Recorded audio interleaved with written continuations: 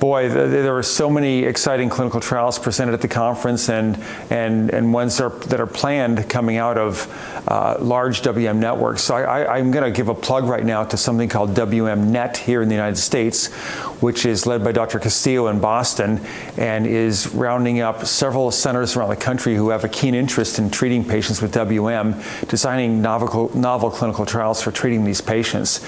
And we're going to be participating in one of these, led by Dr. Brannigan, looking at treatment-naive patients and combining a traditional fixed duration therapy, bendamustine and rituximab in this case, with zanubrutinib, a BTK inhibitor.